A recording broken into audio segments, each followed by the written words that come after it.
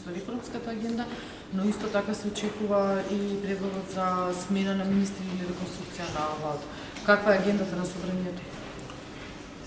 Во однос на реформската агенда, знаете дека 30 јуни е еден дедлайн, значи рок каде што може треба одредените закони од реформската агенда да ги изгласаме во собрание, така да најголемиот дел од агендата на собранието е организирано околу достигнување на тие рокови. Така да знаете дека денеска имаме седница за пратенички прашања, утре ќе имаме седница, во понеделник најверојатно ќе свикаме нова седница, така да се ќе гледаме до 30 јуни да поминеме све што доаѓа како предлог од владата или од пратеници, а што е поврзано со реформската агенда. Што се однесува до изборот на реконструкцијата или новите министри, зависи од тоа кога председателот на владата ќе го достави предлогот, каков ќе биде тој предлог и потоа согласно роковите во деловникот ние предлогот ќе го доставиме до пратениците и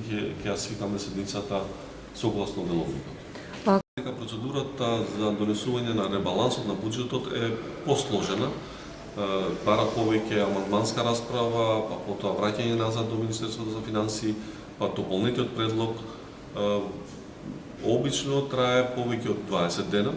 Ние веднаш ќе го почнеме на почетокот на јули месец и се надеваме дека кон крајот на месецот тој ќе биде изгласан на пленарна седница.